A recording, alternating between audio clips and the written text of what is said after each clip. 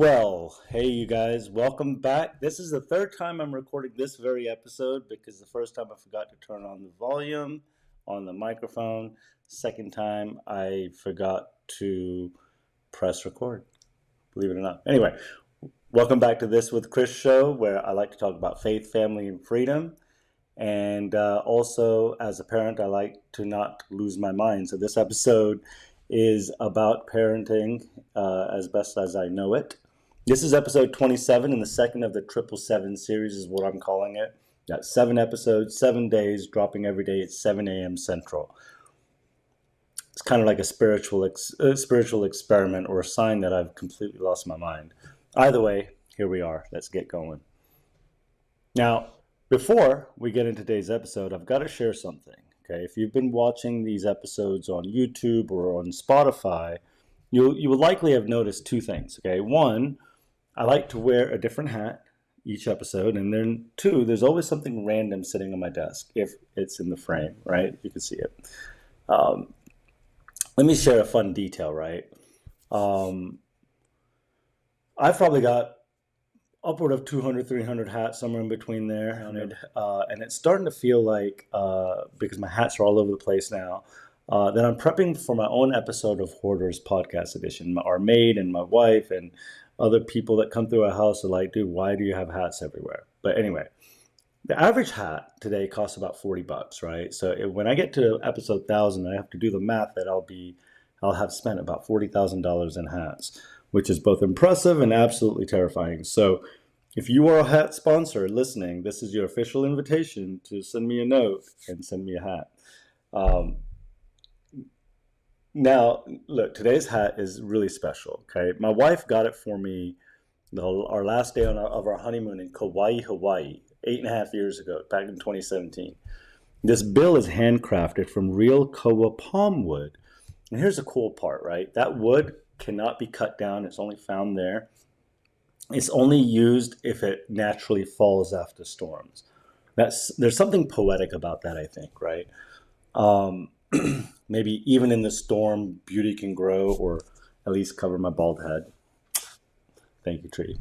All right, now let's get into the episode. I'm really jazzed up because this is the third time I've done this today. But anyway, the episode, Am I a Good Dad or Just a Guy with Snacks? Catchy, right? This episode is inspired by a question that I think every parent has at some point asked themselves, at least once. Am I doing this right? Like, am I parenting right?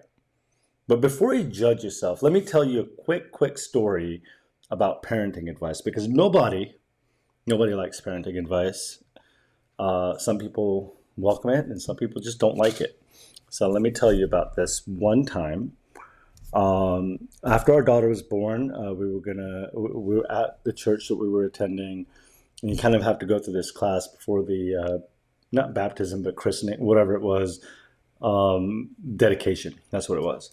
It was about 20 or so odd parents. A lot of them first-time parents. We weren't first-time parents. We were second-time parents, so we were pros. But the youth pastor and his wife kind of came in, and they're talking to you about, what to expect on, the following Sunday or whatever for the dedication. And then, like, the youth pastor, this guy who was married, newlywed, no kids, goes off on a tangent about parenting, right? And giving unwarranted parenting advice. It was so interesting because he started talking about iPads and this and that and the other. It's like, dude, like what? What are you talking about? Sometimes, and it doesn't matter if you're well read, there's like a rite of passage as a parent to be a parent. Now, it doesn't mean that you could be an adopted parent, you could whatever, right? Like, but this guy was like, I don't know, 20 years old, 21, I don't know, he was young. And I was sitting there in my early 40s, and I'm like, bro, like, I'm not taking advice from this. And I looked at my wife, and I was like, this is weird. Anyway, I like to digress, and that was a digression. So let's get back into it. Okay, so one of my favorite comedians is Hasan Minhaj. You may have heard of him. He's kind of funny. He has a podcast, right? And one of the many podcasts I like to listen to. Yes, podcasters listen to podcasts. Anyway, he did this episode with Dr. Becky about 6 months back or so.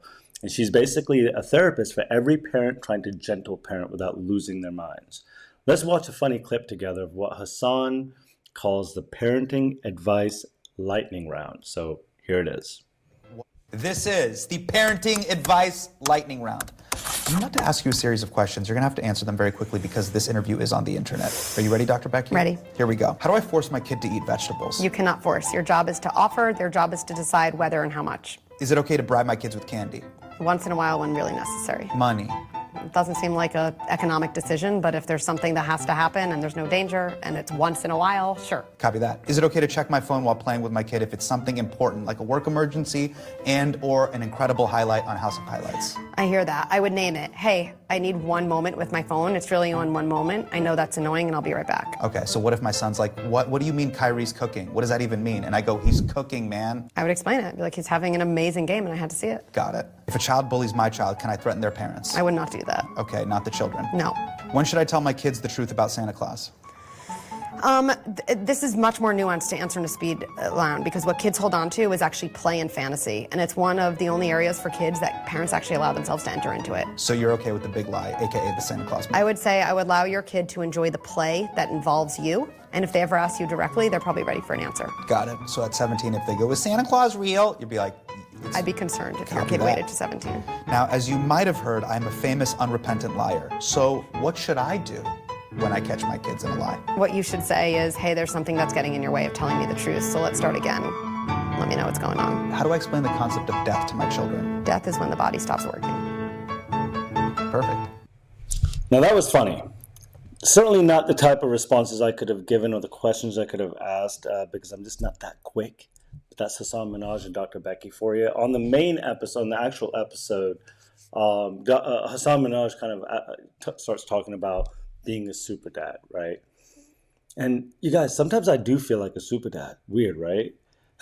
But, reading Bible stories at bedtime or teaching lessons about gratitude and faith, packing those perfect little lunches. And other days, I'm just a guy, right, or dad, sitting in a Starbucks drive-thru because I had to pull off the highway to bribe my 3-year-old with a cake pop and silently whispering to myself, please, Lord, help me. Please let her fall asleep after that cake pop. Okay. Before our first child, my brother-in-law gifted me this book. It's one of my favorite books. It's called The Baby Owner's Manual Operating Instructions. Now, it's written like a car manual. Step 1, insert the bottle of milk. Step 2, avoid the explosive backfire. Make sure the diaper's tight. I thought it was genius. So genius, in fact, that I started gifting and sending these books to random dads that I knew on Facebook via Amazon. I'll drop the link into the description because it is pure comedy gold. But here's the problem. That book, it doesn't come with a sequel. There's no toddler owner's manual, which should be titled Surviving the Tiny Dictator Years. Because let's be real, once that baby starts walking and talking, all logic is out the window. Parenting today feels like a sport, you guys. Nobody told us that the rules were going to change. And they do. They very much do. Our parents, my parents, they had authority, right? If I talk back to my parents, there was no debate. There was no gentle parenting. My mom or my dad would just like come out of nowhere and they'd give you this look like these beady eye looks, like laser beams, right? One look could completely stop time. Like forget time travel, it stopped time.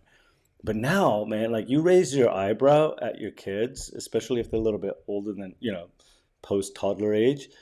They'll kind of look at you and say, Dad, that's rude, or that's, whatever. And I'm like, bro, you're 7. Simmer down. Okay.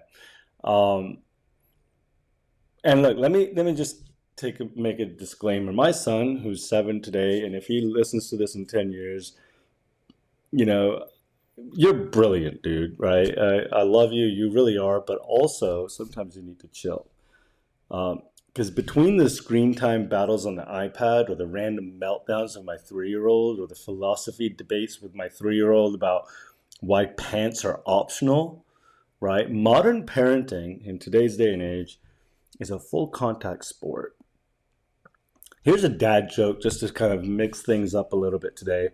For my previous colleague, who she would always come to our marketing team meetings with cool dad jokes every Friday. You know who you are. So, why did the toddler bring a ladder to breakfast? Because they heard the cereal was on the top shelf. Laugh, don't laugh, whatever. I'm trying my best here. Okay. That one is for all parents out there running on caffeine and Cheerios like I am. All right.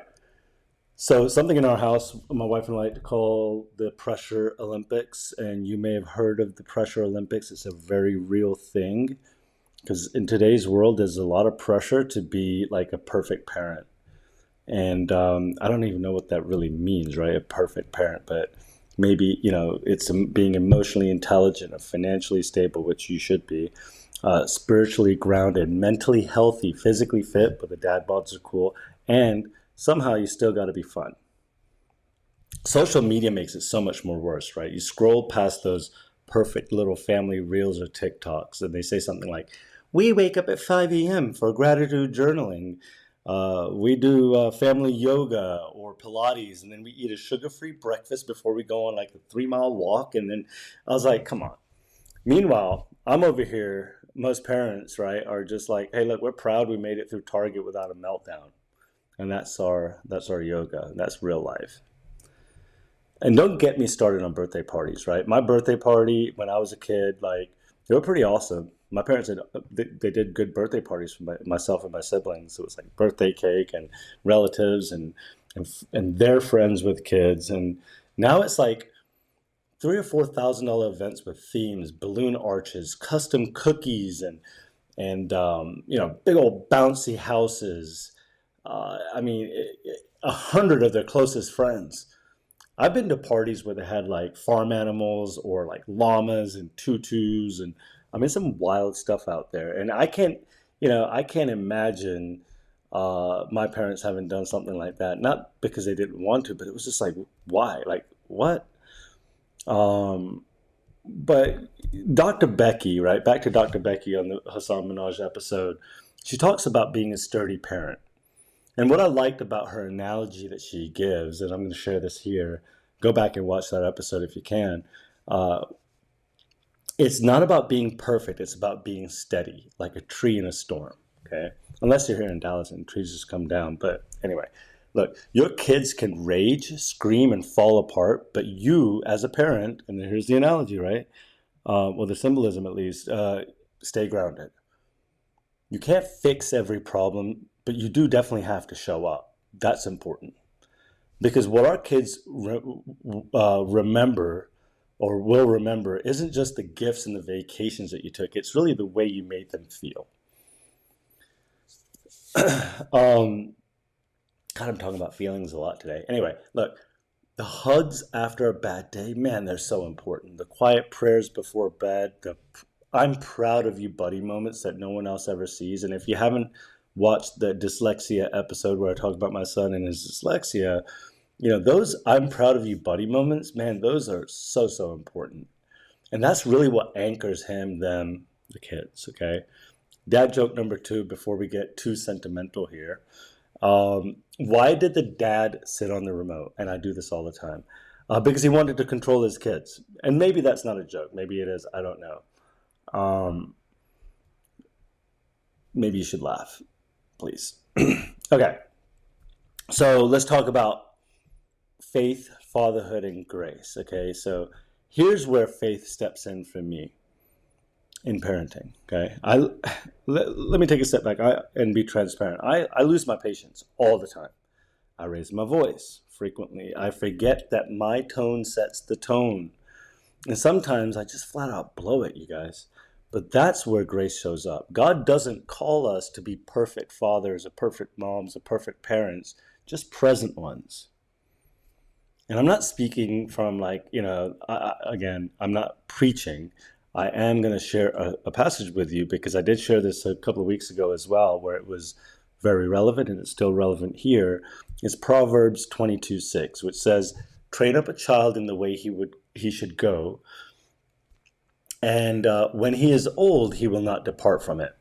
It doesn't say control or force. it does say train, right? And training means repetition. It means failure. It means forgiveness. And that means on both sides, okay, parent and child. The real test, okay, let's get into a little bit more on this from the test. You know, in the question that I asked earlier, and the episode title really is, "Am I a good dad?" Maybe. You know, maybe I'm just a guy doing his best, right, as a lot of us are, with a heart full of love, a pocket full of gummy bears and goldfish crackers, and a prayer that my kids grow up to be kind, resilient, and grounded. That's really the best we could do. It's not, sorry. It isn't the best. It's definitely the foundation of what we need to be teaching our children. And honestly, if that's the bar, then I think I'm doing okay, right? Look, thanks for tuning into this show at 7 a.m. Hopefully listening to it at 7 a.m. If today's episode hits home, share it with someone else, another parent.